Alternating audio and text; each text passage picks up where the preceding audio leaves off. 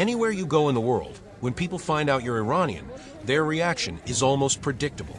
Oh, Persepolis, Persian carpets, the land of poetry. But then, after a little more conversation, they start realizing something unusual. Iranians are a unique mix of warmth, humor, resilience, and contradictions that make them unlike any other people. Europeans, for instance, are always amazed by Iranian hospitality. In many Western countries, being invited to someone's house is a big deal. But in Iran, if you meet an Iranian for 5 minutes, there's a good chance they'll invite you over for dinner. And when you go, oh boy, at least 3 different dishes will be waiting for you. If you don't eat enough, they'll think you don't like the food.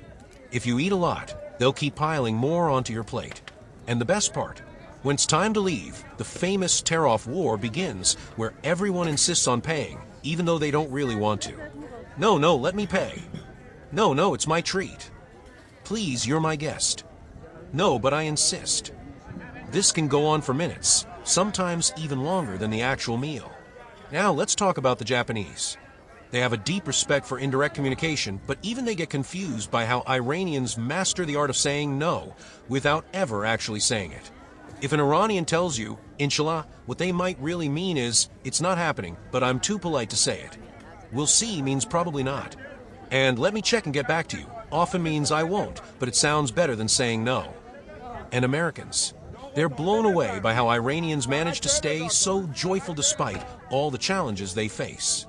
They can't believe how a nation with so many ups and downs in its history still finds reasons to dance at weddings, tell jokes in traffic, and debate everything from politics to the price of sunflower seeds with the taxi driver.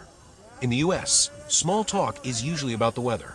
In Iran, small talk can turn into a full-on philosophical debate about life, history, or which brand of yogurt is superior. One of the most fascinating things is how adaptable Iranians are. In any corner of the world, you'll find them running businesses, making art, leading scientific research, or just bringing people together. They don't just survive, they thrive, no matter where they are. It's like they carry Iran with them, wherever they go, in their food, in their music, in their endless generosity. At the end of the day, people from all over the world realize one thing about Iranians: if you know one, you're never alone. They'll pour you a cup of tea when you're feeling down, blast music when you need a pick-me-up, and no matter how hard things get, they'll always find a way to say, "Don't worry, things will get better, inshallah."